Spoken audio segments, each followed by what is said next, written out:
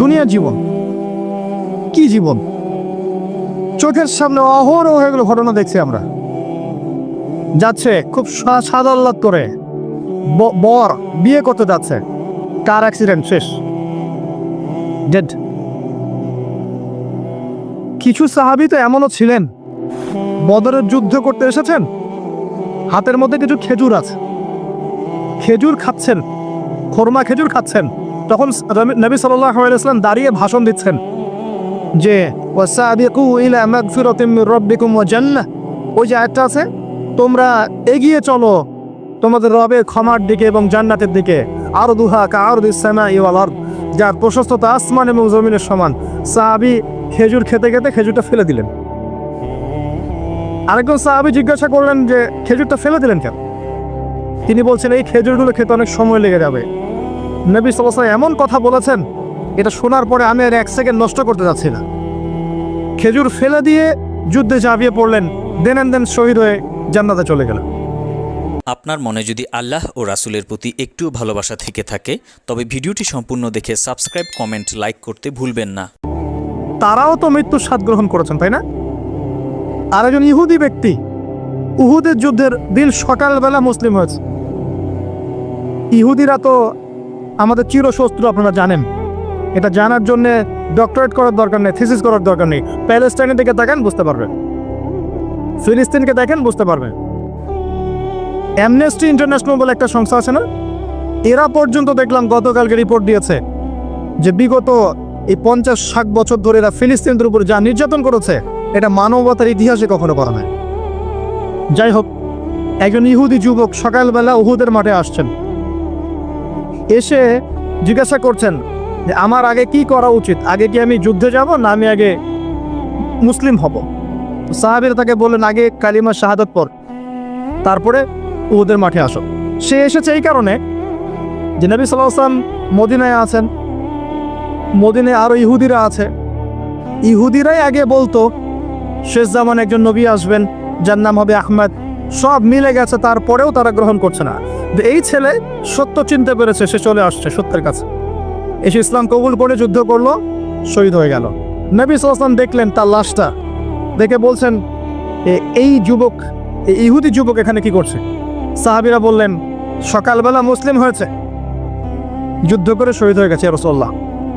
নবীজি বললেন সাল্লাল্লাহু আলাইহি ওয়াসাল্লাম, আমিলা কলিল ওয়া উজিরা কাসীর, সে অল্প আমল করলো কিন্তু বিশাল পুরস্কার পেয়ে গেল।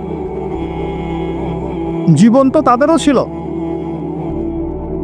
এটা তো সশস্ত্র যুদ্ধের কথা বাদ দেন, নরমালি সুমাইয়া রাদিয়াল্লাহু আনহা, আবু জাহেল তাকে নির্যাতন করছে, তার লজ্জাস্থানে বর্ষা ঢুকিয়ে দিয়ে, চিন্তা করতে পারেন, লজ্জাস্থানে বর্ষা নিক্ষেপ করে হত্যা করলো।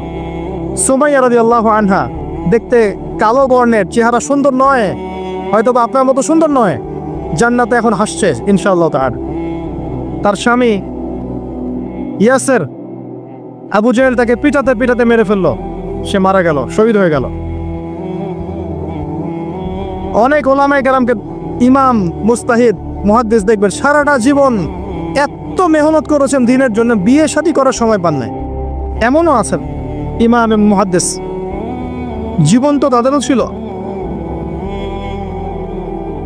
শুধু সাহাবী কেন, তাবেঈদের দিকে তাকান, তাবেঈন তাকান, আমাদের 4 ইমামের দিকে তাকান।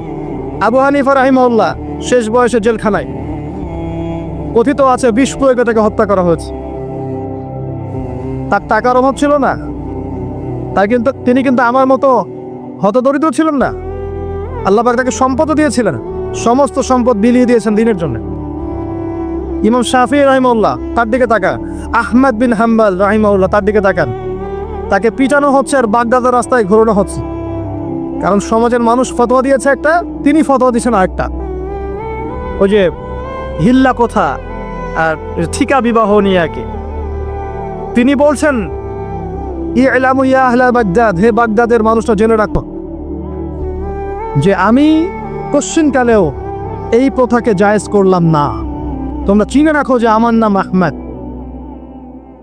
জীবন তাদেরও ছিল।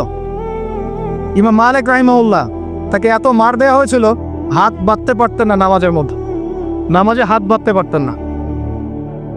সাহাবীদের থেকে নেন, তাবেঈ থেকে নেন, তাবেঈ থেকে নেন, মুস্তাহিদ ইমাম থেকে নেন, দুনিয়ার জীবন তারাও কিন্তু ভোগ করেছেন আর আমরাও ভোগ করছি। আমাদের ভোগের সিস্টেমটা দেখেন, তাদের ভোগের সিস্টেমটা দেখেন। আমরা বাঁচছি দুনিয়ার জন্য, তারা বেঁচেছে পরকালের জন্য। আমরা দুনিয়ায় বাঁচছি দুনিয়ার জন্য, দুনিয়ার একটা চাকরি, একটা ব্যবসা, একটা পরিবার, একটা স্ট্যাটাস, বাড়ি গাড়ি, টাকা কড়ি, সম্পত্তি, এগুলোর জন্যে। কিন্তু তারা বেঁচেছেন আল্লাহর জন্য, পরকালের জন্য। যে ব্যক্তি দুনিয়ার জন্য দুনিয়া করে, আল্লাহ পাক তাকে ইহকাল পরকাল দুটোই নষ্ট করে দিবে। যে ব্যক্তি পরকালের জন্য দুনিয়া করবে, আল্লাহ পাক তার দুনিয়া গুছিয়ে দিবেন, আখিরাতও গুছিয়ে দিবেন ইনশাআল্লাহ। প্রথম কথা হচ্ছে এই যে দুনিয়ার জীবনকে প্রাধান্য দেওয়া যাবে না। দুনিয়ার জীবনে প্রতিটা কাজ আপনি একটা উদ্দেশ্যই করবেন, সেটা হচ্ছে আল্লাহ সন্তুষ্ট। বিয়ে শাদী করেছি কেন? আল্লাহর জন্যে। পরিবার গঠন করেছি কেন? আল্লাহর জন্যে। সন্তান নিয়েছি কেন? আল্লাহর জন্যে। দিন শিখেছি কেন? ইলম শিখেছি কেন? আল্লাহর জন্যে। চাকরি কেন করি? আল্লাহর জন্যে। প্রতিটা কাজ ইবাদত হবে যদি আপনি মুহাম্মদ সাল্লাল্লাহু আলাইহি ওয়াসাল্লামের তরিকা মেনে চলেন। একটা বিষয় বোঝার বাকি আছে আমাদের, দুনিয়ার জীবনটা 1 সেকেন্ডের জীবন। আল্লাহ পাক সূরা হাদীদের মধ্যে বলেছেন, ই'লামু আন্নামাল হায়াতুদ দুনিয়া লা'iবুন ওয়া লাহু ওয়া যিনাতুন ওয়া তাফাখুরুন বাইনাকুম ওয়া তাকাসুরুন ফিল আমওয়ালি ওয়াল আওলাদি কামাসালি গায়যিন আ'জাবাল কুফফারা নাবাত ثم يهيج فتراه مصفرا ثم يكون حطاما وفي الآخرة عذاب شديد ومغفرة من الله ورضوان وما الحياة الدنيا إلا متاع الغرور। আল্লাহ পাক বলছেন, জেনে রাখো তোমরা সবাই, এই জমিনবাসী, এই দুনিয়ার হায়াতটা খেলা। খেলা মানে কি দেখেন, ছোট্ট বাচ্চারা খেলা ছাড়া কিছু বোঝে? ওর কাছে দুনিয়া ওইটাই। দুনিয়ার প্রথম স্টেজ খেলা। বললাহ একটু বড় হবে, যখন কিশোর হবে, ওর কাছে ঠাট্টা হাসি তামাশা, ডোন্ট কেয়ার, দুনিয়াতে কোনো কিছু নেই, খাওয়া দাওয়া ফুর্তি করো, লাভ। আর একটু বড় হবে, ওয়াজিনাতুন তাফাখুরুন বাইনাকুম ওয়া তাকাসুর, একটু বড় হবে তখন বাড়ি গাড়ি, স্ট্যাটাস, সৌন্দর্য, চাকচিক্য, প্রতিযোগিতা, তাফাখুরুন বাইনাকুম ওয়া তাকাসুর। এভাবে দুনিয়ার জীবন যাচ্ছে। এই এক্সাম্পলটা আল্লাহ পাক দিয়েছেন এমনভাবে যে একটা ভূমি ছিল অনুর্বর, বৃষ্টি হলো, সেখানে সবুজ শ্যামল ফসল ফলত। এক পর্যায়ে ফসলটা আস্তে আস্তে হলুদ বর্ণ ধারণ করলো এবং সেটাকে কেটে ফেলা হলো, তারপর শুধু খড়কুটা বাকি থাকলো। এই হলো দুনিয়ার জীবনের এক্সাম্পল। এরপর পরকালে বাকি আছে দুইটা জিনিস, হয় ক্ষমা, রিদওয়ান বা ফেরত ক্ষমা, অথবা আযাবুন শাদীদ।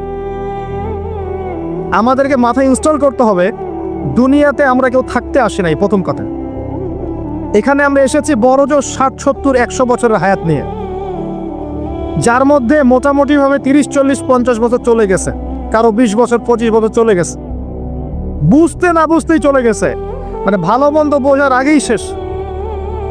যদি তার বয়স হয় 60 বছর, তাহলে এখন বাকি আছে 30 বছর। এই ব্যক্তি যদি ঠান্ডা মাথায় রাতের বেলা চিন্তা করে, এই 30 বছর যে আমার চলে গেছে, আমার অ্যাপ্রক্সিমেটলি 30 বছর বাকি আছে।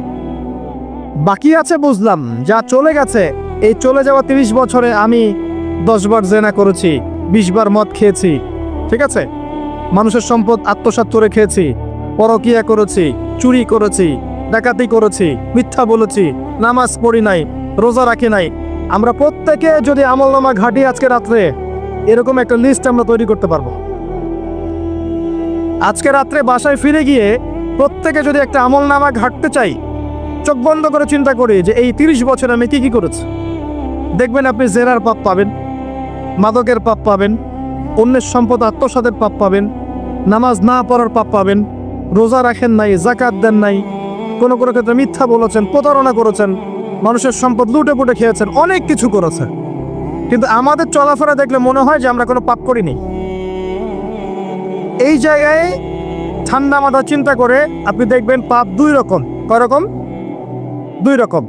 আপনি দেখবেন আল্লাহর সাথে জড়িত কিছু পাপ পাবেন, নামাজ করেন নাই, রোজা রাখেন নাই, মিথ্যা বলেছেন, ইত্যাদি ইত্যাদি। কিছু পাপ পাবেন আল্লাহর সাথে জড়িত, কিছু পাবেন মানুষের সাথে জড়িত। আল্লাহর সাথে জড়িত পাপগুলো ক্ষমা নেওয়া খুব সহজ। ওযু করে এসে 2টা রাকাত নামাজ পড়ে চোখের জল ফেলে দিয়ে, চোখের পানি ফেলে দিয়ে আল্লাহর কাছে হাত তুলে খালি যদি বলে আল্লাহুম্মা আনতা রাব্বি, বলেন আল্লাহুম্মা আনতা রাব্বি লা ইলাহা ইল্লা আনতা খলাকতানি আনা আবদুক ওয়া আনা আলা আহদিক ওয়া ওয়া'দিকা মাস্তাতা'তু আউযু বিকা মিন শাররি মা সানা'তু আবু'ু লাকা বিনি'মাতিকা আলাইয়া ওয়া আবু'ু বিযানবি ফাগফিরলি ফাইন্নাহু লা ইয়াগফিরু যুনুবা ইল্লা আনতা। এটা না পারেন অ্যাটলিস্ট আস্তাগফিরুল্লাহাল্লাযী লা ইলাহা ইল্লা হুয়াল হাইয়ুল কাইয়ুম 3 বার চোখের পানি ফেলে দেন, আল্লাহর কাছে ওয়াদা করেন আল্লাহ যা করেছি ছেড়ে দিব, আগামী যতদিন বেঁচে থাকবো কোরআন এবং সুন্নাহর বাইরে এক চুল যাব না ইনশাআল্লাহ। এবং আগামী দিনগুলোতে আল্লাহ পাক তোমার আদেশ যখন যেভাবে আসবে আমি পালন করবো ইনশাআল্লাহ। যদি আল্লাহ পাক মনের মধ্যে খুলুসিয়াত দেখেন যে তাওবাতান নাসুহা করছে, মন থেকে তওবা করছে, আল্লাহ পাক আপনার সমস্ত গুনাহগুলোকে নেকিতে কনভার্ট করতে পারে। আল্লাহ পাক শুধু গুনাহ মাফ করবেন তা নয়, আল্লাহ পাক গুনাহগুলোকে নেকি দিয়ে পরিবর্তন করতে পারে। আমি দলিল দিচ্ছি, ইল্লা মান তাবা, সূরা ফুরকান পড়ে দেখেন। তারা ব্যতীত যারা তওবা করলো, ওয়া আমানা ওয়া আমিলা আমালান সালিহা, এবং যারা ঈমান এনেছে এবং সৎ আমল করলো, উলাইকা ইউবাদদিলুল্লাহু সাইয়্যাতিহিম হাসানাত, আল্লাহ পাক এই সব মানুষের গুনাহগুলোকে নেকি দিয়ে পরিবর্তন করে দিবেন ইনশাআল্লাহ। আমাদের নবী মুহাম্মদ সাল্লাল্লাহু আলাইহি ওয়াসাল্লাম দিনে 70 বার, কোন বর্ণনা এসেছে 100 বার তওবা করতেন, 100 বার পড়তেন আস্তাগফিরুল্লাহ ওয়া আতুবু ইলাইহি, আস্তাগফিরুল্লাহ ওয়া আতুবু ইলাইহি। যার আগের কোনো পাপ নাই, পিছনের কোনো পাপ নাই, দিনে 100 বার তওবা করতেন। আমরা একটা রাত এভাবে চিন্তা করেছি যে আমার পাপ কি কি, আজকে রাতে গিয়ে চিন্তা করে দেখবেন আপনি একটা পাপে পরিপূর্ণ একটা আমলনামা পাবেন।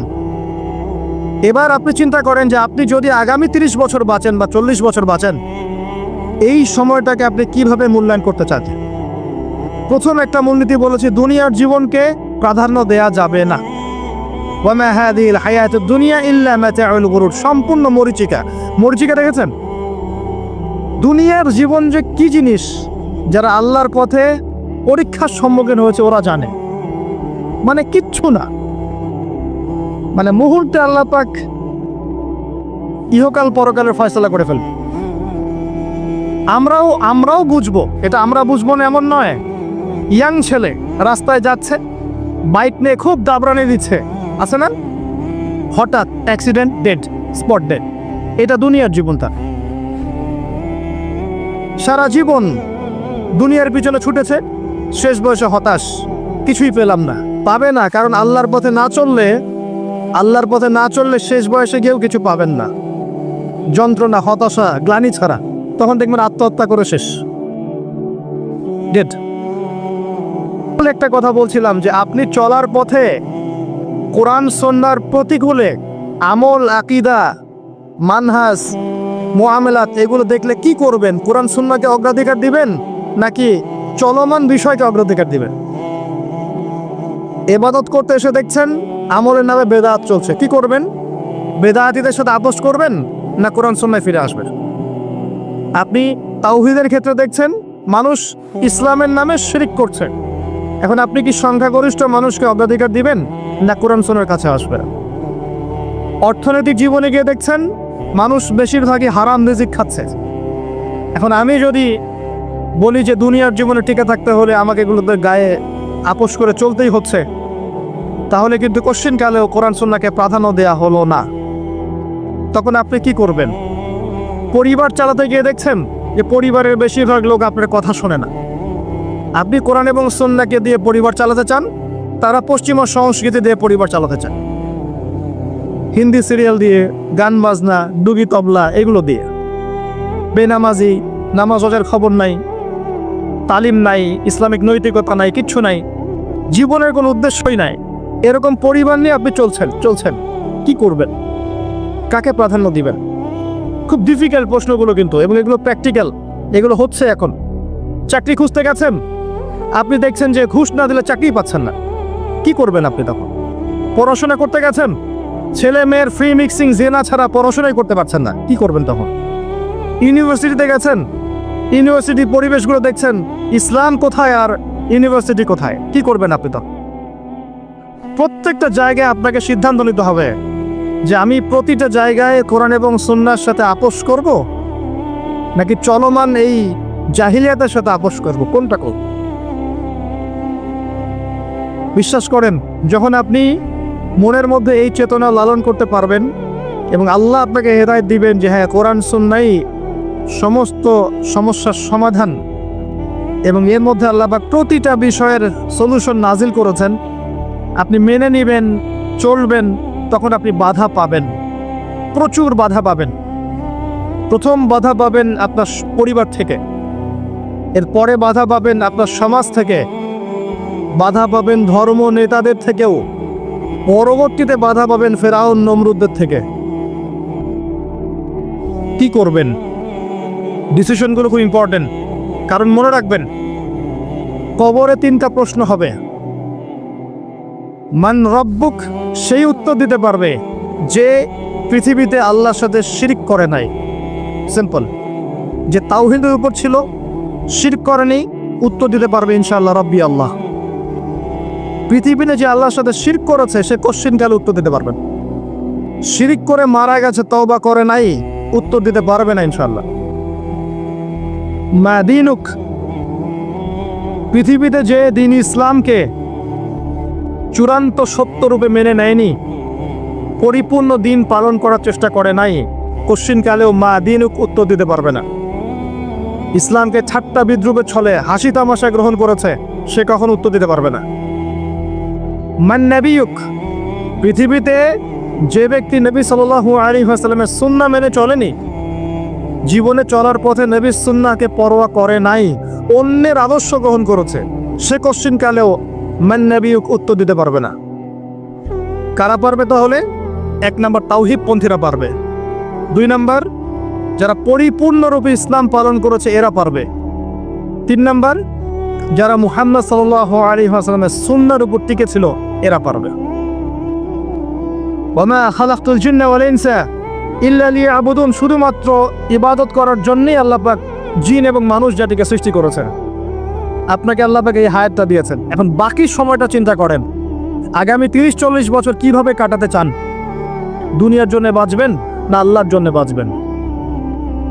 যদি আল্লাহর জন্য বাঁচতে চান, সর্বশেষ হেদায়েত আল কোরআন এবং সর্বশেষ নবী মুহাম্মদ সাল্লাল্লাহু আলাইহি ওয়াসাল্লাম, এর বাইরে কিচ্ছু নাই ভাই।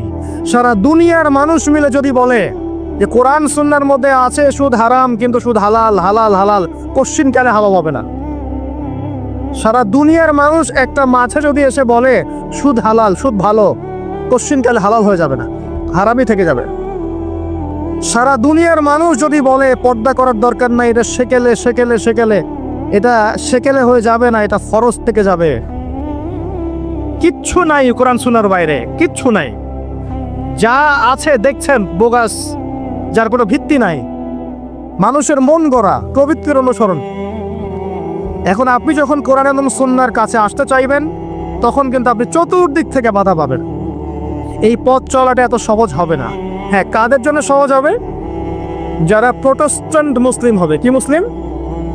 প্রোটেস্ট্যান্ট মুসলিম। এটা কেমন? মানে ওটাও ঠিক এটাও ঠিক, সুদ খেলেও হয় না খেলেও হয়, পর্দা করলেও হয় না করলেও হয়, নামাজ পড়লেও হয়, মাঝে মাঝে ছাড়লেও হয়, যাকাত দিলেও হয় না দিলেও হয়। মডারেট প্রোটেস্ট্যান্ট মানে কোরআন সুন্নাহয় যা আছে এগুলো খুব কঠিন মনে হয়, একটু মৌলবাদী মনে হয়, এগুলো মানলে তো এই যুগে চলা যায় না, এগুলো ওই যুগের জন্যে, এরকম ভার্সনে যারা চিন্তা করবে তাদেরকে কষ্ট পেতে হবে না। তারা দেখবেন কষ্ট না করেই দুনিয়ার জীবন কাটিয়ে দিচ্ছে, ওদের কোনো বাধা বিপত্তি আসবে না। আপনি যখন কোরআন সুন্নাহকে আঁকড়ে থাকবেন, কেমন করে আঁকড়ে থাকবেন? মারির দাঁত দিয়ে কামড়ে থাকবেন, নবীজি বলেছেন। মারির দাঁত দিয়ে কামড়াতে বলেছেন, সামনের দাঁত দিয়ে কামড়ালে ছটকে যাবে, টান দিলে ছিঁড়ে যাবে। মারির দাঁতে কামড় দিলে, টান দিলে সহজে ছিঁড়বে না। এভাবে থাকলে আপনার বাধা আসবে। এখন আপনার সামনে দেখবেন আপনি কিছু ফিতনা এবং কিছু সলিউশন। আপনি নিয়াত করেছেন যে আপনার যে গুনাহগুলো হয়েছে এগুলো থেকে আপনি তওবা করবেন ইনশাআল্লাহ। আগামী দিনগুলো আপনি কোরআন এবং সুন্নাহ অনুসারে চলবে। এই কথার সাথে একমত আছেন তো? এখন চলতে গিয়ে দেখবেন যে আপনি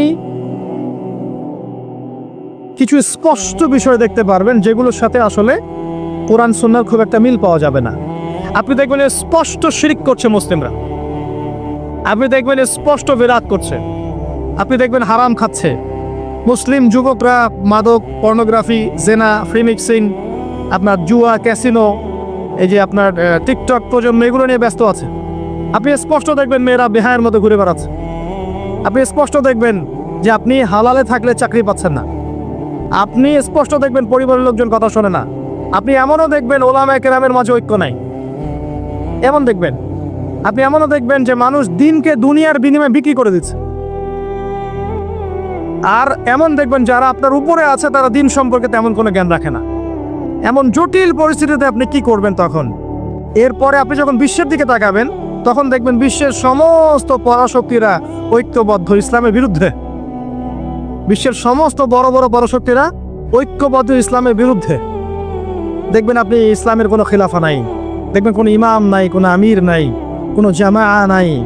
দেখবেন আপনি সেই রকম সলফে সালেহিনের যুগের মতো সৌর্যবীর্য, ব্যক্তিত্ব, গায়রত কিছু নেই। মনে হবে যেন আমরা দাসত্বের শৃঙ্খলা আবদ্ধ হয়ে গেছে। তখন আপনি কষ্ট পাবেন মনে মনে। আপনার মধ্যে ইমান থেকে থাকলে আপনি কষ্ট পাবেন, ভিতর থেকে কষ্ট ফিল করবেন। যদি প্যারালাইজড রোগী হয়ে থাকেন তাহলে কষ্ট ফিল করবেন না। চেতনা থাকে দিনের, কষ্ট ফিল করবেন। তখন আপনার স্ট্রাগল শুরু হবে। তখন আল্লাহ যদি আপনাকে বুঝ দেন, আল্লাহ দেখবেন আপনি কি করেন। আপনার মেধা দিয়ে আল্লাহ কি করেন, আপনি কি করেন, আপনার অর্থ দিয়ে আপনি কি করেন, আপনার হায়াতটা দিয়ে আপনি কি করেন, আপনার এই যে জনবল দিয়ে আপনি কি করেন, আল্লাহ আপনাকে যা দিয়েছেন তা দিয়ে আপনি দিনের জন্য কি করছেন, আল্লাহ পাক তখন দেখবেন। এই জায়গায় আমি আপনাকে কিছু সলিউশন বলছি। এটা শুধু আপনাকে বলছি তা নয়, আমি নিজেও এটা ফিল করি, লালন করি। আর আমি এমন কিছু বলবো না যা আমি নিজে আপনার জন্য পছন্দ করি না। যেটা আমি নিজের জন্য পছন্দ করি সেটাই আপনাকে বলবো। প্রথম কথা, এখানে আপনাকে গাইডেন্স দিবে আল কোরআন। এরকম সিচুয়েশনে আপনাকে পথ দেখাবে অনলি আল কোরআন। এরপর নবী সাল্লাল্লাহু আলাইহি ওয়াসাল্লামের হাদিস। এখানে আপনার দায়িত্ব আসবে প্রথমত কোরআন পড়া শিখতে হবে। প্রথম কাজটা কি ভাই? কোরআন পড়া শিখতে হবে, তেলাওয়াত শিখতেই হবে, নিয়মিত তেলাওয়াত করতে হবে। একটা দিন যাবেন আপনার জীবনে যে কোরআন তেলাওয়াত আপনি করেন না, ইনশাআল্লাহ। বেশি থেকে বেশি করবেন, বেশি থেকে বেশি। আমার পরামর্শ হচ্ছে দিনে এক পারা করে করার চেষ্টা করুন। এরপর দায়িত্ব চলে আসবে আপনার কোরআন বোঝা। আপনি কিছু অংশ মুখস্থ করবেন, হিফজ করবেন, অর্থটা বোঝার চেষ্টা করবেন, কোরআনের ভাষাটা শেখার চেষ্টা করবেন। এর সব কিছু আপনি বুঝতে পারবেন না, তখন কি করবেন? আলেম ওলামার কাছে যাবেন, তাদের সোহবতে গিয়ে পড়ে থাকবেন। যে বিষয়টা বুঝতে পারছেন না জিজ্ঞাসা করে জেনে নেবেন। ফাসআলু আহলা যিকরি ইন কুনতুম লা তা'লামুন। এরপর কোরআনের আদেশ নিষেধগুলো আপনি মেনে চলবেন, নিজের পরিবারে এবং নিজের অধীনস্থদের মধ্যে। এরপরে আপনি থেমে যাবেন না। কোরআনের দাওয়াত আপনি যতটুকু জানেন এটা মানুষের কাছে প্রচার করবেন, মাদ্রাসা করবেন, মসজিদ আবাদ করবেন, বক্তব্য চালু করবেন, কোরআনের একটা রেভলিউশন ক্রিয়েট করবেন ইনশাআল্লাহ। কোরআনের জন্য আপনার জান, মাল, অর্থ বিলিয়ে দিবেন। ওই একটা ছোট্ট কাজ দেখবেন পরকালে জান্নাতে যাওয়ার ওসিলা হয়ে গেছে ইনশাআল্লাহ। তারপর আপনি সুন্নতকে পাবেন। ওই সুন্নতের উপরে আপনার 24 ঘন্টাকে সাজাবেন। দিন রাত প্রতিটা আমল আপনি সুন্নাহ অনুযায়ী করার চেষ্টা করবেন। এরপরে গিয়ে আপনার দায়িত্ব আরও বাড়বে। এরপর দায়িত্ব চলে আসবে উম্মাহ কেন্দ্রিক। আপনার তাজকিয়া অর্জন করতে হবে, আত্মশুদ্ধি। আত্মশুদ্ধি অর্জন করতে হলে সবসময় পরকালের ফিকির করতে হয়, মৌতের স্মরণ করতে হয়, বেশি বেশি কোরআন তেলাওয়াত করতে হয়, এতিমের মাথায় হাত বোলাতে হয়, আপনার সাদাকা বেশি বেশি করতে হয়, মাঝে মাঝে রোজা রাখতে হয়। এগুলো করতে থাকলে আল্লাহর জিকির বেশি বেশি করতে হয়, আল্লাহর ধ্যান করতে হয়, আল্লাহকে ডাকতে হয়, দোয়া করতে হয়, আত্মশুদ্ধি অর্জন হবে। একই সাথে আপনার অন্তর থেকে হিংসা, বিদ্বেষ, এই যে গীবত, রিয়া, অহংকার, সমালোচনা, সংস্কৃতি দূর করতে হবে। মনের মধ্যে অহংকার, হিংসা, বিদ্বেষ থাকলে আল্লাহর নূর পাওয়া যাবে না, তখন তাজকিয়া অর্জন হবে না। আমরা প্রত্যেক দিন নামাজে বলি, সবাই বলি, ইমাম, মুক্তাদি সবাই বলি, গায়রিল মাগদুবি আলাইহিম ওয়ালাদ-দাল্লিন। মনে আছে? এখানে নবীজিকে প্রশ্ন করা হচ্ছে, ইয়া রাসূলুল্লাহ, মাগদুব কারা, দল্লিন কারা? আমরা যে বলি নামাজে, আল্লাহ আমাকে মাগদুবের পথ থেকে বাঁচাও, দল্লিনের পথ থেকে বাঁচাও, ইহদিনাস সিরাতাল মুস্তাকিম, সরল পথ দেখাও। তো ইয়া রাসূলুল্লাহ সাল্লাল্লাহু আলাইহি ওয়াসাল্লাম, এই মাগদুব কারা আর দল্লিন কারা? নবীজি বলছেন, এক বাক্যে বলছেন, শোনো, আল মাগদুব হচ্ছে হুমুল ইয়াহুদি, তারা হচ্ছে ইহুদি জাতি। কারা? ইহুদিরা কোথায় আছে এখন? হ্যাঁ, নামটা পড়ে থাকবে তো। আচ্ছা, ও কিন্তু আমার শক্তিশালী, আর ওরাই কিন্তু দাজ্জালকে অনুসরণ করবে, এটা মাথায় রাখেন। আচ্ছা, আর অনেকদিন বলছি দাজ্জাল বিশ্ব শাসন করবে, মানে কি? বিশ্বের প্রত্যেকটা ডিপার্টমেন্ট শাসন করবে। বিশ্বের প্রত্যেকটা department, politics, economics, finance, world affairs, আপনার মিডিয়া, প্রযুক্তি এবং অস্ত্রশস্ত্র সব কিছু ওর নখদর্পণে থাকবে, সব কিছু। না হলে সে বিশ্ব শাসন করতে পারবে না, সম্ভব না। কেউ যদি বিশ্বের অর্থনীতি নিয়ন্ত্রণ করতে না পারে, সে কি বিশ্ব শাসন করতে পারবে? এই শ্রীলঙ্কা কি বিশ্ব শাসন করতে পারবে? পাকিস্তান পারবে? পাকিস্তান কয়দিন পর দেউলিয়া হয়ে যাবে। পাকিস্তান কয়দিন পর কি হবে? দেউলিয়া হয়ে যাবে। হ্যাঁ, ওদেরকে দেখে যদি আমরা শিক্ষা না নেই, তাহলে আমাদের কপালেও খারাপই আছে। ওইটা বললাম, ওদেরকে দেখে যদি আমরা শিক্ষা না নেই, তাহলে আমাদের খরিও তো খারাপ আছে। আল্লাহ হেফাজত করুন বলে আমিন। তো যেটা বলছিলাম, বিশ্ব শাসন করতে হলে বিশ্বের সব ডিপার্টমেন্ট শাসন করতে হবে, কি হবে না? হবে। এখন আমরা সূরা ফাতিহায় পড়ি, গায়রিল মাগদুবি আলাইহিম, আল্লাহ তুমি আমাদেরকে ইহুদিদের পথ থেকে বাঁচাও। ওয়ালাদ দল্লিন মানে নবীজি বলছেন হুমুন নাসারা, তারা হলো ওই নাসারা বা খ্রিস্টান জাতি যারা বলে যে আল্লাহর সন্তান আছে। পরে না, আল্লাহ পাকের সন্তান আছে? আমরা কি বলি? লাম ইয়ালিদ, তিনি কাউকে জন্ম দেননি, কারো কাছ থেকে জন্ম। কিন্তু এই যে 200-300 কোটি খ্রিস্টান বলছে যে আল্লাহর সন্তান আছে, না বুঝবি। এই জন্য ওরা দল্লিন, পথভ্রষ্ট। দল্লিন মানে কি? পথভ্রষ্ট। তো নবীজি স্পষ্ট বলছেন যে গায়রিল মাগদুবি আলাইহিম ওয়ালাদ দল্লিন, এখানে মাগদুব আর দল্লিন মানে হচ্ছে, মাগদুব হলো ইহুদিরা গজবপ্রাপ্ত, আর দল্লিন হচ্ছে নাসারা বা খ্রিস্টান। এখন আপনার সাথে আমার কথা, আপনাদের সাথে আমার কথা, আমাদের পলিটিক্স থেকে শুরু করে বাথরুমের কমোড পর্যন্ত, ঠিক আছে, আইন কানুন থেকে শুরু করে আমাদের চেহারা সুরত পর্যন্ত, আমাদের পোশাক পরিচ্ছদ থেকে শুরু করে অর্থনীতি, পরিবার, সবকিছু, এই সব কিছু ওই দুই জাতির অনুসরণে গড়ে উঠেছে। এটাই সবচেয়ে বড় আফসোসের কথা, আমাদের সবচেয়ে বড় আফসোস। বাথরুমটাও নিজের মতো করতে পারলাম না, ঠিক আছে। এই যে দেখবেন কমোডে কি বাম পায়ে ভর দিয়ে বসা যাবে? আচ্ছা, ওইখানে কাপড় কি পবিত্র রাখা যাবে? কিভাবে ইউজ করে আমি এখনো বুঝি না, কেমন করে ইউজ করে, ঠিক আছে। আরো নতুন পদ্ধতি আসছে, এটা শুনলে আরো হাসবে। বিভিন্ন জায়গায় যাওয়া হয়, আলহামদুলিল্লাহ, আল্লাহ বলেছেন সিরু ফিল আরদ, জমিনে বিচরণ করো। আল্লাহ বলেছেন কোরআনে সিরু ফিল আরদ, তোমরা জমিনে ঘুরে দেখো। ফানজুর কাইফা কানা আতিবাতুল মুকাদ্দিবিন, দেখো যে আল্লাহকে যারা মিথ্যা প্রতিপন্ন করেছে, আল্লাহর সাথে সীমা লঙ্ঘন করছে, ওদের কি পরিণত হয়েছে। দেখলাম যে এখন ইংলিশ টয়লেটও গায়ে এখন দিয়ে রাখছে কিছু কিছু বাটি। কি দিয়ে রাখছে?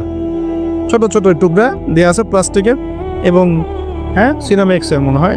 ওইখানে দাঁড়ায় দাঁড়াই করতে হবে, 1 নাম্বার করলে দাঁড়ায় দাঁড়াই করতে হবে, এবং সবগুলো একই মাপের দেওয়া আছে। এখন যদি ব্যক্তির কারো হাইট হয় 6 ফিট, কারো 5 ফিট, কারো 4 ফিট, কারো 2 ফিট, 3 ফিট, এই পার্থক্যে কিভাবে সে মেকআপ করবে আল্লাহ ভালো জানে। এটা কি আমি করে ম্যাচ করবে আল্লাহ ভালো জানে। কাউকে টুলের উপর দাঁড়ায় করতে হবে, কাউকে বিচুয়ে করতে হবে, মানে মাপ তো একই। আরও যে কি কি দেখতে হবে আল্লাহ ভালো জানে। তো প্রিয় ভাইরা, বাথরুম করতে গিয়ে যদি নবীর সুন্নাহ মতো করেন, এখান থেকে কথাগুলো আসছে। যদি বাম পা দিয়ে ঢোকেন, বাম পায়ে ভর দিয়ে বসেন, দেখবেন ইস্তেঞ্জা করেও শান্তি পাচ্ছেন। নবীর প্রতিটা সুন্নত বৈজ্ঞানিক, যে সুন্নত আপনি পালন করবেন, আপনি বৈজ্ঞানিক উপকারিতাও পাবেন ইনশাআল্লাহ। এই একটু আগে এক ভাই বলছিল, আপনি তো খানি না হুজুর, 1 চামচ কি 1.5 চামচ ভাত খাচ্ছেন, খানি না। আমি বললাম যে আমি কম খাওয়া হুজুর, কারণ নবী সাল্লাল্লাহু আলাইহি ওয়াসাল্লাম কি শিখিয়েছেন? তিনি বলেছেন আমরা যা খাই না, তিনি নবী হওয়ার পরে মনে হয় সেটাও খেতে পারেন নাই। বিশ্বাস করছেন না? এরকম 3-3টা মাসের চাঁদ চলে যেত, নবী সাল্লাল্লাহু আলাইহি ওয়াসাল্লামের বাসায় চুলাও জ্বলে নাই। আর আমাদের তো একবেলা যদি না খাই, তাহলে আল্লাহর উপর কত শিকায়াত, কত অভিযোগ, তাই না ভাই? আচ্ছা, তারপরে তিনি বলছেন একজন ব্যক্তির এতটুকু খাওয়াই যথেষ্ট যে কোমর, মেরুদণ্ডটা সোজা করতে পারে, আল্লাহর ইবাদত করতে পারে। আর যদি তোমাদের খেতেই হয়, তাহলে পেটটাকে 3 ভাগ করে খাবে। কয় ভাগ? 1 ভাগ খাবার রাখবে, 1 ভাগ পানি খাবে, আর 1 ভাগ এই শ্বাস প্রশ্বাস চলাচলের জন্য ফাঁকা রাখবে। কয়জন এর উপর আমল করে দেখাতে পারে? কতজন মানুষ আছে? আর যারা একদম গোগ্রাসে খায়, এদের ব্যাপারে কোরআনে এবং হাদিসে কিন্তু মারাত্মক কথা আছে। আল্লাহর নবী সাল্লাল্লাহু আলাইহি ওয়াসাল্লাম বলেছেন যে তোমরা খুব বেশি ঢেকুর তোলো না। কি করো না? একজন সাহাবী খুব ঢেকুর উঠাচ্ছে, সাহাবী না আসলে, উনি পাশ দিয়ে যাচ্ছিলেন, খাবার দাবার খেয়ে পাশ দিয়ে যাচ্ছিলেন। নবীজি তার ঢেকুর তোলা দেখে বলছেন যে তোমরা বেশি ঢেকুর তুলবে না, কারণ দুনিয়াতে যে ব্যক্তি বেশি পেট পুড়ে খাবে, কাল কিয়ামতের মাঠে সে সবচেয়ে বেশি ক্ষুধার্ত থাকবে। বলেন নাউজুবিল্লাহ।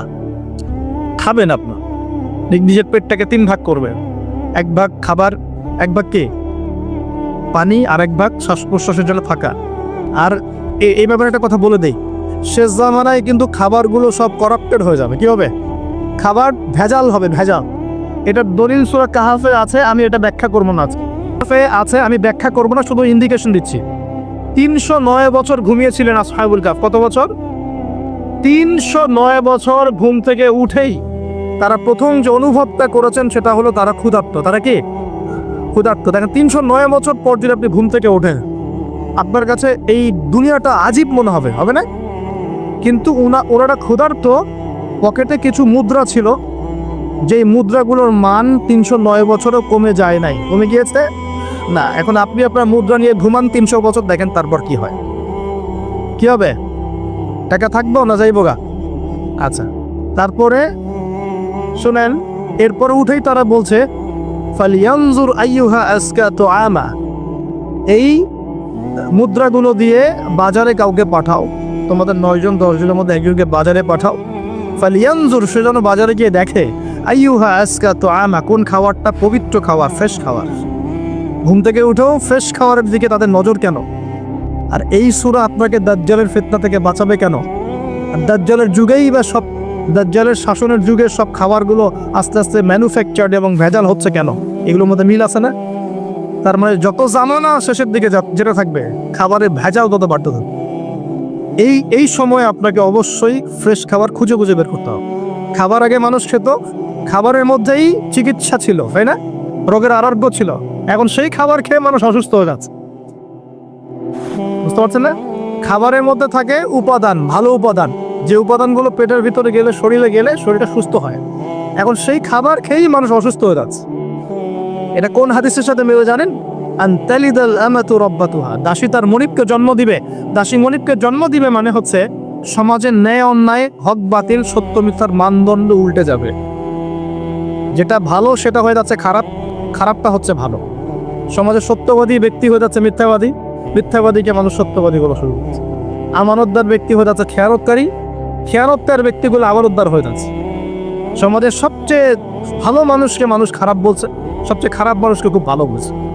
উল্টে যাচ্ছে, খেয়াল করে দেখেন, উল্টে যাচ্ছে। বাবা এখন বাবার হাতে ছেলে মায়ের খাচ্ছে, ছেলের হাতে মা মায়ের খাচ্ছে, এরকম হচ্ছে না?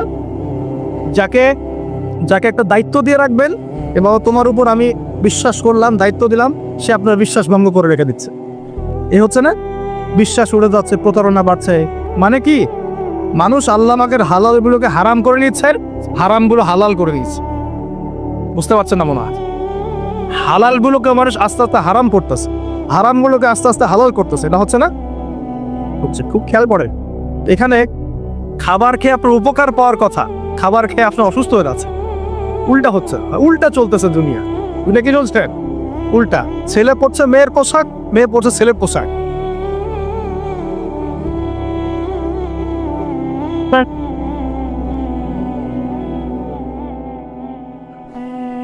বিসমিল্লাহির রহমানির রহিম।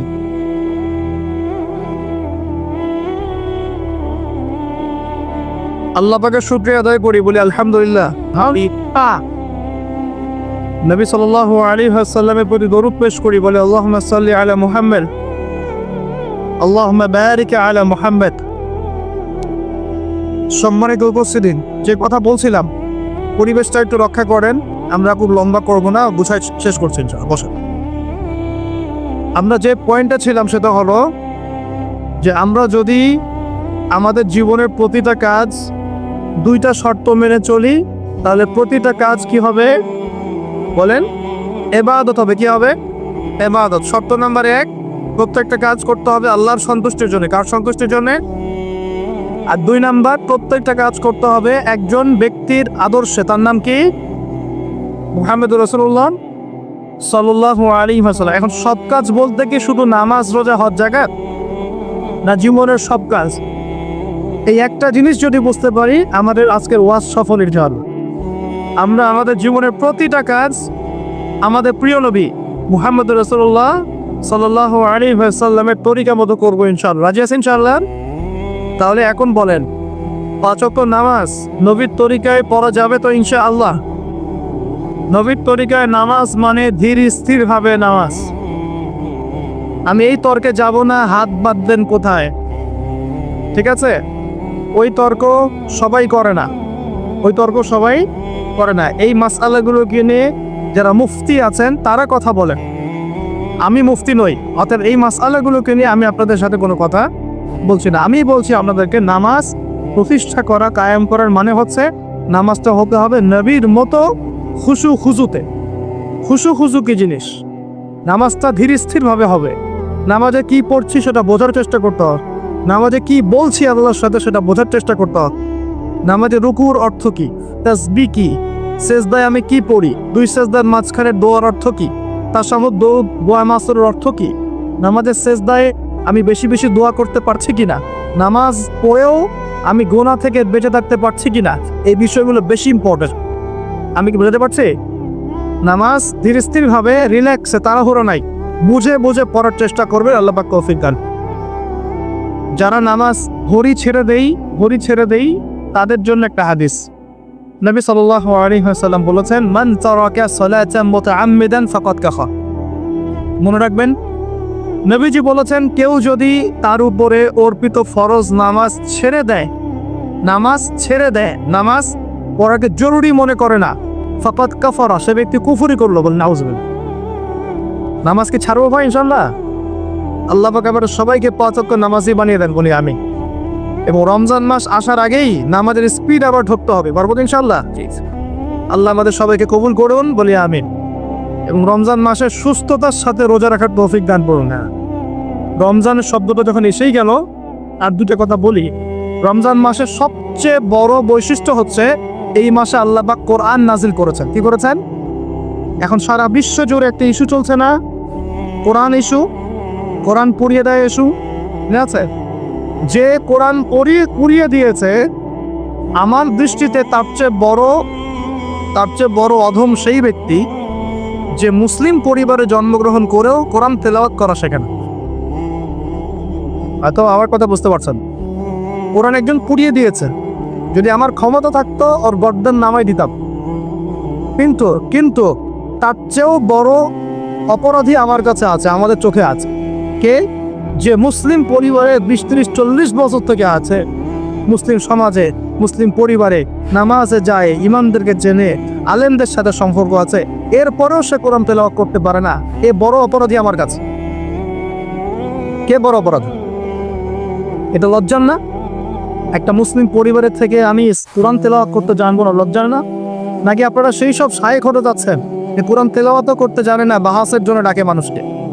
দেখেন নাই এরকম আছে না? মনে হয় যেভাবে ইসলাম পালন করা যাবে। ইসলামের জ্ঞান অর্জনের প্রথম ধাপটাই হচ্ছে বিশুদ্ধ করে কোরআন তেলাওয়াত করা। প্রথম ধাপ কি? আগে বিশুদ্ধ করে কোরআন তেলাওয়াত করা শিখতে হবে। এরপরে আসবে কোরআন হিফসের ব্যাপার, আরবি ব্যাকরণ শেখার ব্যাপার, কোরআনের তাফসীর করার ব্যাপার, হাদিসের ইবারত পড়ার যোগ্যতা অর্জন করা, আস্তে আস্তে আকীদা পড়বে, উসুলের বই পড়বে, ফিকহের বই পড়বে, তারপর এই যে আপনার কুতুবে সিত্তা পড়ে শেষ করবে।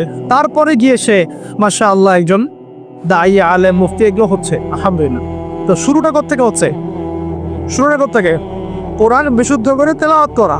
এই শুরুটাই যদি আমাদের ঠিক না হয়, তাহলে কি কোরআন ঘরে রেখে খালি চুমু খেলে হবে? কোরআন কি খালি চুমু খাওয়ার জন্যে? কোরআন থেকে তাবিজ লেখার জন্যে? কোরআন বাবা মারা গেলে কোরআন তেলাওয়াত করবে এই জন্যে? 40 দিন কোরআন তেলাওয়াত করবে এই জন্যে? কেউ মারা গেল, ব্যাস আমরা কোরআন দিয়ে একটা মাহফিল করে দিলাম, ব্যাস সব হয়ে গেল? আস্তাগফিরুল্লাহ। আল্লাহ পাক আমাদের সবাইকে যেন কোরআন তেলাওয়াত শেখার তৌফিক দান করেন। একটা চ্যালেঞ্জ গ্রহণ করেন যে আমি নিজে কোরআন তেলাওয়াত করা শিখবো, আরো 10 জনকে শিখাবো। বাড়া যাবে না? যদি এই একজন প্রত্যেকে যদি নিজে শিখি আর প্রত্যেকে যদি 10 জন করে শেখাতে পারি, শোনেন, প্রত্যেকে যদি নিজে শিখি এবং নিজ নিজ পরিবার বা নিজের আমার আন্ডারে যাওয়া আছে, মনে করেন আপনি একজন একটা গার্মেন্টসের মালিক, আপনার আন্ডারে অনেক মানুষ চাকরি করে না, নিজে নামাজ পড়লেন, নিজে কোরআন তেলাওয়াত করা শিখলেন, আপনি যদি তাদেরকে নৈশকালীন কোরআন শেখান, সবার নেকি আপনি পাচ্ছেন না? আপনার পরিবার আছে, পরিবারে আপনি নামাজ পড়েন, এখন আপনি কোরআন তেলাওয়াত করতে জানেন, এখন আপনার মা, বোন, স্ত্রী, সন্তানদেরকে আপনি শেখালেন, এই পুরো পরিবারটা কোরআন ওয়ালা হলো না? একটা সমাজের দায়িত্বশীল আমি। হ্যাঁ, চেয়ারম্যান সাহেব মনে করেন বললেন যে আমি নামাজ পড়ি, আমি কোরআন তেলাওয়াত করতে জানি, আমি এলাকার সব মানুষকে কোরআন তেলাওয়াত করা শেখাবো ইনশাল্লাহ। পারা যাবে না? এভাবে যদি সবাই দায়িত্ব নেই, আমার বিশ্বাস 10 বছরের মধ্যে বাংলাদেশের 16 কোটি মানুষের কোরআন শেখানো যাবে। ওই দিন আর স্লোগান তুলতে হবে না, জাল কোরআনের আলো ঘরে ঘরে চাল, অটোমেটিকলি সবার ঘরে কোরআন জ্বলে যাবে, জানবে না? এই কাজটা না করে খালি স্লোগান দিলে কাজ হবে? বলেন তো কাজ হবে?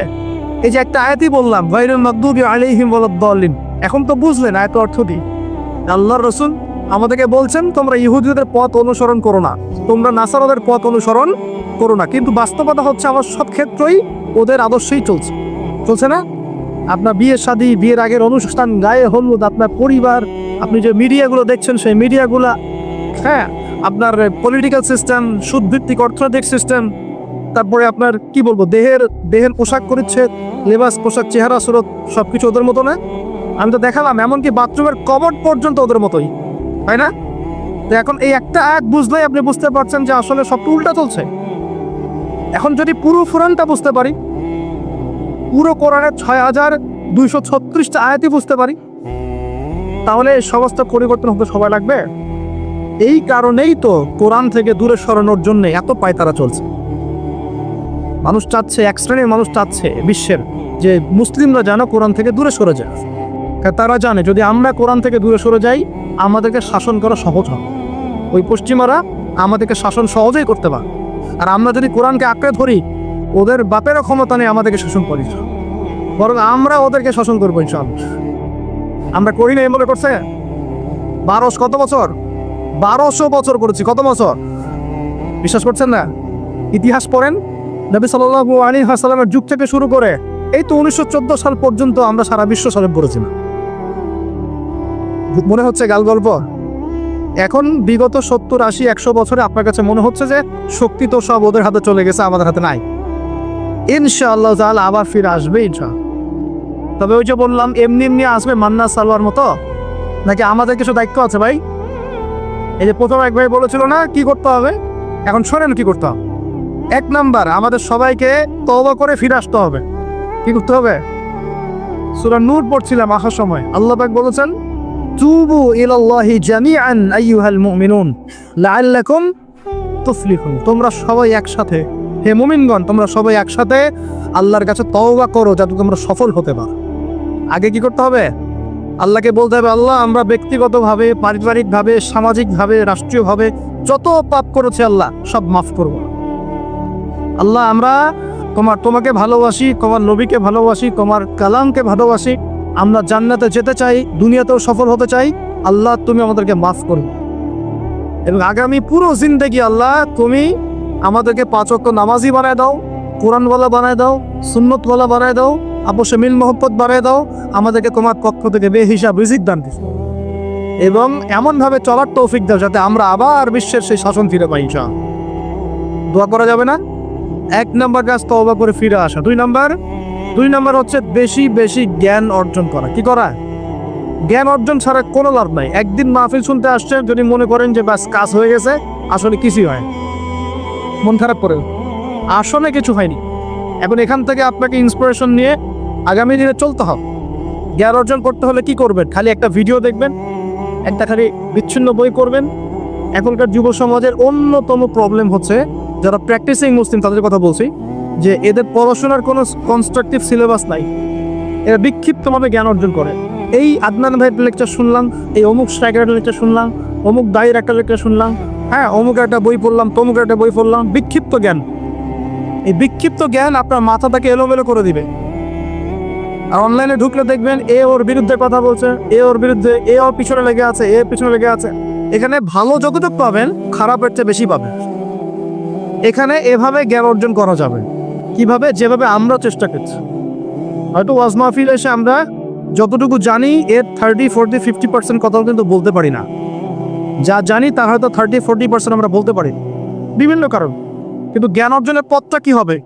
এখানে মাদ্রাসা আছে, মসজিদ মাদ্রাসা, কওমি ওলামায়ে কেরাম আছেন না? ওলামায়ে কেরামের পাগড়ি ধরে বসে থাকবে। কি করবেন? ওলামায়ে কেরামের পাগড়ি ধরে বসে থাকবে।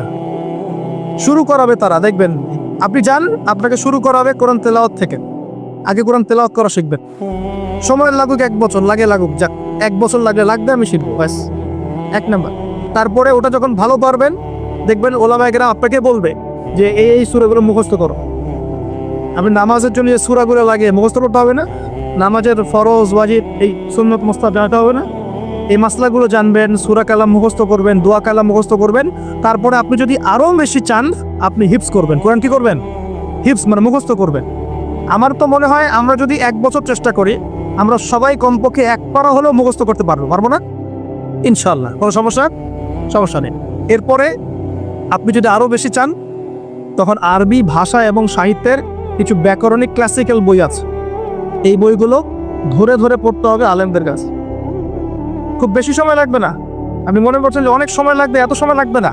আপনার মেধা যদি শার্প হয়, এটা ডিফার করে। কারো মেধা খুব শার্প, কারো মেধা অল্প নিতে পারে। ইনশাআল্লাহ 2-3 বছর সময় দেন, ইনশাআল্লাহ দেখবেন আপনি অ্যারাবিক ক্লাসিক্যাল বইগুলো পড়ার যোগ্যতা অর্জন করেছেন। এরপর কি লাগবে? এরপর আসবেন আপনি হাদিসের বইগুলো পড়বেন। আস্তে আস্তে আপনি তাফসির অনুবাদগুলো কিনবেন। এখন তো হাদিসের বইগুলো বাংলায় অনুবাদ হয়ে গেছে। অনেক তাফসির বাজারে চলে আসছে। এই তাফসির পড়লে আপনি মুফাসসির হয়ে যাবেন, মুহাদ্দিস হয়ে যাবেন, এটা বলছি না, কিন্তু অ্যাটলিস্ট আপনি কোরআন তো জানতে পারবেন। এর মধ্যে যেগুলো বুঝবেন না, আবার আলেমের কাছে যাবে, উস্তাদ এটা বুঝতে পারলাম না। আমরা তো প্রতিদিনই কথা বলি যে উস্তাদ এটা বুঝতে পারলাম, হুজুর এটা বুঝতে পারলাম। প্রত্যেক দিনই বড় বুঝবো কতটুকু, এই জ্ঞান কত গভীর, এই গভীর সমুদ্রের সব জ্ঞানকে অর্জন করা আমার পক্ষে সম্ভব? আমরা তো মনে করি 10%, 5% জ্ঞান আমরা অর্জন করতে পারি না। কিন্তু কন্টিনিউয়াসলি চেষ্টা থাকলে আল্লাহর পক্ষ থেকে জ্ঞান আসবে ইনশাআল্লাহ। জ্ঞান কার পক্ষ থেকে আসে? এই ডিগ্রির সার্টিফিকেট মানেই জ্ঞান নয়।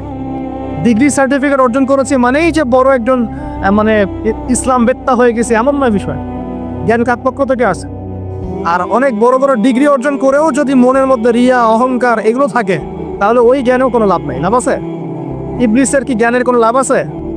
ও কিন্তু বড় আবেদ ছিল, অহংকারের কারণে পথভ্রষ্ট হয়ে গেছে। আল্লাহ মাফ করুন। তো এভাবে প্রচেষ্টা চালান, আল্লাহর কাছে বেশি বেশি দোয়া করেন। প্রত্যেক দিন বলবেন রব্বি জিদনি ইলমা। কি বলবেন?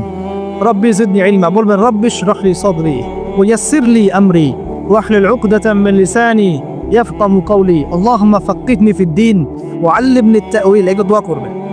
এই দোয়াগুলো করতে থাকলে দেখবেন ইনশাআল্লাহ জ্ঞান পাবেন, আল্লাহর পক্ষ থেকে জ্ঞান পাবেন। তো তওবা করার পর প্রথম কাজ কি ভাই? বলেন, জ্ঞান অর্জন করা। ইকরা বিসমি রাব্বিকাল্লাযী খালাক। আর এই জ্ঞান নিয়ে তো অনেক কথা হচ্ছে না? এখানে জ্ঞান অর্জন করবেন কোন জ্ঞান? যে জ্ঞান আপনাকে আল্লাহ এবং তার রাসূলের দিকে নিয়ে যাবে, সেই জ্ঞান অর্জন করবেন। যে জ্ঞান আপনাকে আল্লাহ এবং তার রাসূল থেকে দূরে সরাই দিবে, সেই জ্ঞান অর্জন করতে যাবেন। ব্যাস, কথা শেষ। এখন আপনি নিজে বুঝতে পারবেন কোন জ্ঞান আপনাকে আল্লাহর দিকে নিচ্ছে আর কোন জ্ঞান আপনাকে আল্লাহ থেকে দূরে সরাচ্ছে। শুধুমাত্র ইসলামিক জ্ঞানই কি অর্জন করব, না বৈষয়িক জ্ঞানও দরকার আছে? উত্তর, অবশ্যই বৈষয়িক জ্ঞানও দরকার আছে। এটাই উত্তর। এই বৈষয়িক জেনারেল জ্ঞানগুলো অর্জন না করলে কোরআন সুন্নাহকে হাতে নিয়ে বিশ্বকে চ্যালেঞ্জ করা যাবে। বুঝতে পারছেন না কথা? কোরআন সুন্নাহর জ্ঞান থাকবে ভিতরে, আবার আপনার মধ্যে সমকালীন জ্ঞানগুলো থাকবে। এরপরে দেখবেন ইনশাআল্লাহ আপনি ডিনামাইট। ইনশাআল্লাহ আপনি পলিটিক্স বুঝবেন, আপনি সোশ্যাল অ্যাফেয়ার্স বুঝবেন, আপনি পলিটিক্যাল অ্যাফেয়ার্স বুঝবেন, ওয়ার্ল্ড অ্যাফেয়ার্স বুঝবেন, ইকোনমিক সেকশন বুঝবেন, সবই বুঝবেন ইনশাআল্লাহ। তাহলে আপনি তখন জনশক্তি হবেন। কি হবে? জনশক্তি। এর সাথে দরকার কারিগরি শিক্ষা। কি শিক্ষা?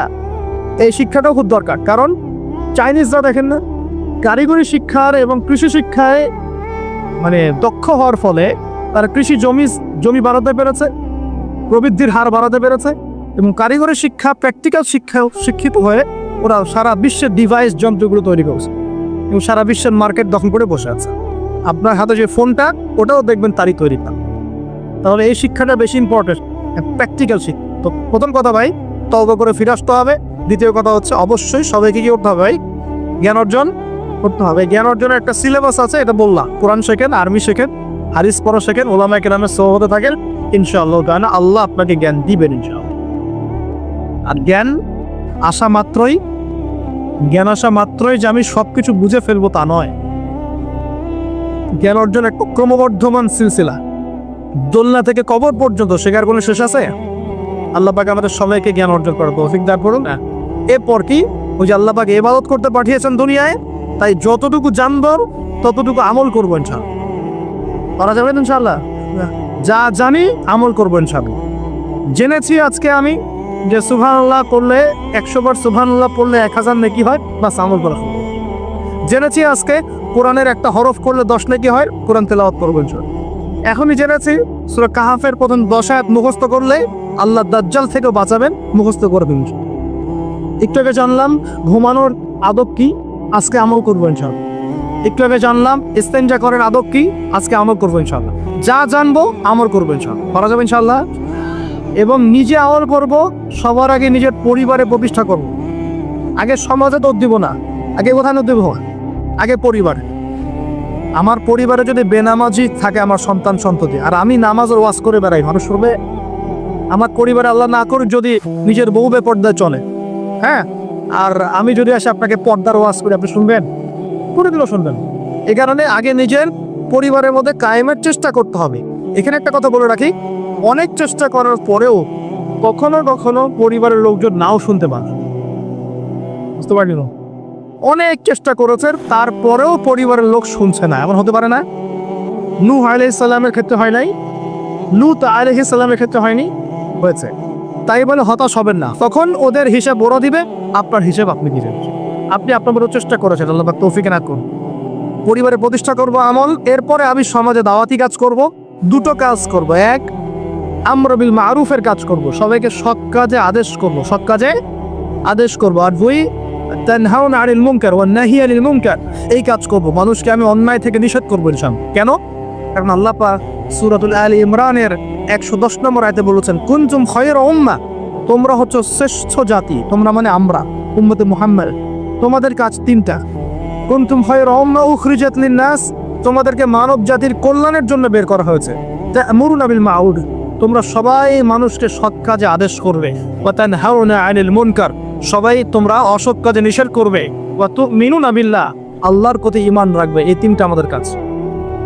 আল্লাহ পাক আমাদের সবাইকে এই আমর বিল মারুফ নাহি আনিল মুনকার এই আমল করার তৌফিক দান করুন। এগুলো শেখার জন্য তাবলীগ জামাত একটা ভালো প্ল্যাটফর্ম। ওখানে যাবেন, সময় লাগাবেন, আপনাকে সুন্নত শেখাবে, নামাজের ট্রেনিং দেওয়া হবে, নামাজ পড়া শেখাবে, আপনাকে দাওয়াত দেওয়া শেখাবে। সীমাবদ্ধতা সবার মধ্যেই আছে, তারপরেও আমাদেরকে এই ধাপগুলো অতিক্রম করেই সামনের দিকে যেতে হবে। আল্লাহ পাক তৌফিক দান। আর এটা খুবই দুঃখজনক যে এখন আমাদের এই ভাইদের মধ্যেও অনেক সময় কিছু ফিকশন দেখা যাচ্ছে। আমরা দোয়া করি আল্লাহ পাক তাদের মধ্যে এই যে বিভক্তি, আল্লাহ পাক এই বিভক্তিটাকে দূর করে দিন, আমি ঐক্যবদ্ধ আর তৌফিক দান করুন বলে আন। খুবই আফসোসের বিষয়, এগুলো আল্লাহ পাক আমাদেরকে হেফাজত করুন, বোঝার তৌফিক দান করুন। ওয়া'তাসিমু বিহাবলিল্লাহি জামিআন ওয়া লা তাফাররাকু, আল্লাহ বলছেন তোমরা সবাই আল্লাহর রজ্জু একসাথে ধরো, ঐক্যবদ্ধভাবে, দলে দলে বিভক্ত হয়েও না। এই ছোটখাটো বিষয়গুলোকে নিয়ে আমরা আস্তে আস্তে 73 দল তো কত আগেই হয়ে গেছে, এখন 73,000 দল হয়ে গেছে আল্লাহ মাফ। কিন্তু এটা আমাদের জন্য ক্ষতির কারণ নেই, এগুলোকে উস্কে দিবেন না, বরং তাদের মধ্যে মিউচুয়াল করার চেষ্টা করতে হবে। আল্লাহ পাক তৌফিক না। তো প্রিয় ভাইরা, আমরা আমর বিল মারুফ নাহি আনিল মুনকারের কাজ করব এবং পাশাপাশি পারিবারিক আদর্শ ঠিক করব, আর অবশ্যই হালাল খাওয়ার চেষ্টা করবো ইনশাআল্লাহ। নিজেদের যে প্রতিভা আল্লাহ পাক দিয়েছেন, কাউকে ক্ষমতা দিয়েছেন, কাউকে অর্থ দিয়েছেন, কাউকে বলার যোগ্যতা দিয়েছেন, কাউকে লেখার যোগ্যতা দিয়েছেন, ঠিক আছে? যাকে আল্লাহ পাক যা দিয়েছেন আল্লাহর পক্ষ থেকে, এটাকে দিনের কল্যাণে কাজে লাগানোর চেষ্টা করবো ইনশাআল্লাহ তাআলা। দেখবেন ইনশাআল্লাহ আবার সেই সোনালী দিন ফিরে আসবে ইনশাআল্লাহ, যেদিন আমরা নিজেরাও আমল করব, পরিবারও সুন্দর হবে, সমাজও সুন্দর হবে, ইসলাম এই জমিনেও বিজয় হবে ইনশাআল্লাহ, আর আখিরাতে তো জান্নাতে যাবো ইনশাআল্লাহ। আল্লাহ পাক আমাদের সবাইকে এই দুনিয়াতে আসার উদ্দেশ্যটা মনে রাখার তৌফিক দান করুন। আল্লাহ বলেছেন দুনিয়ায় পাঠিয়েছি আল্লাহর ইবাদত করার জন্য, অন্য কোনো কারণে নয়। দুইটা কাজ করলে ইবাদত হবে, এক প্রতিটা কাজ আল্লাহ সন্তুষ্টির জন্য করব, দুই নবীর সুন্নাহ মতো করব। এর ফলে কি হবে? এর ফলে আমরা সেই গন্তব্য অর্জন করব যেটা সূরা আলে ইমরানের 185 নম্বর আয়াতে বলা আছে। কত নম্বর আয়াত? 185। এটাই শেষ আয়াত। আল্লাহ রাব্বুল আলামিন বলছেন, কুল্লু নাফসিন যায়িকাতুল মাউত। এই কারাগারের দুনিয়ার জীবন সংক্ষিপ্ত, এখানে সমস্ত সত্তা মৃত্যুর স্বাদ গ্রহণ করবে, ঠিক আছে? এবং কিয়ামতের মাঠে তোমাদের সবাইকে যার যার প্রতিদান দেওয়া হবে। এবার তোমাদের গন্তব্য শোনো। ফামান যুকজিহা আনিন নার, ওই দিন যাকে জাহান্নামের আগুন থেকে বাঁচানো হবে, ওয়া উদখিলাল জান্নাহ, এবং জান্নাতে ঢুকিয়ে দেওয়া হবে, ফাকাদ ফাজ, ওই ব্যক্তি হচ্ছে সফল। This is the real definition of success. কথা বুঝতে চেষ্টা করেন। এটা হচ্ছে the real and final destination and definition of success. এটা সাফল্যের সবচেয়ে সেরা এবং কি বলবো, চূড়ান্ত সাফল্যের সংজ্ঞা। এটা হলো সবচেয়ে সেরা এবং চূড়ান্ত সাফল্যের সংজ্ঞা। দুনিয়ার সাফল্যের সংজ্ঞা ঠিক না। এই বাড়ি গাড়ি, টাকা করে, স্ট্যাটাস, ক্ষমতা, এগুলো সাফল্যের সংজ্ঞা আমরা বানিয়েছি। এগুলো সাফল্যের চূড়ান্ত সংজ্ঞা নয়। চূড়ান্ত সংজ্ঞা এই আয়াতে আছে, ফামান যুকজিহা আনিন নার, যাকে জাহান্নামের আগুন থেকে বাঁচিয়ে দেওয়া হবে, ওয়া উদখিলাল জান্নাহ, যাকে জান্নাতে ঢুকিয়ে দেওয়া হবে, ফাকাদ ফাজ, এই সফল হলো মা। কদ আফলাহাল মুমিনুন, এই যে মুমিনরা সফল হয়েছে। কথা বুঝতে পারছেন? অতএব সাফল্যের সংজ্ঞা আমাদেরকে শেখানো হয়, এটা চূড়ান্ত সংজ্ঞা নয়। ওইটাই সাফল্যের চূড়ান্ত সংজ্ঞা। পৃথিবীতে আমার অনেক ক্ষমতা আছে, জান্নাত না লাভ করতে পারলে কোনো লাভ নেই। দুনিয়াতে আমি অনেক বড় আলখাল্লা পরে আলেম টাইটেল নিয়ে বসে আছি, জান্নাতে ঢুকতে না পারলে আমি সফল। দুনিয়াতে আমাকে মানুষ অনেক বড় কিছু বলছেন, এই মুফাসসিরে কোরআন, হাবি জাবি ইত্যাদি ইত্যাদি, এগুলোর সাথে আমার কোনো সম্পর্ক নেই। আমরা তালেবে ইলম, জ্ঞানের ছাত্র, জান্নাতে ঢুকতে না পারি, এগুলো কিছুই না আমার ঠিক। দুনিয়াতে আপনাকে অনেক বড় অর্থনীতিবিদ বলা হচ্ছে, বুদ্ধিজীবী, বিশাল কিছু, আপনি একদম ক্ষমতাধর, বিশ্ব নেতা, জান্নাতে ঢুকতে না পারলে আপনি ব্যর্থ।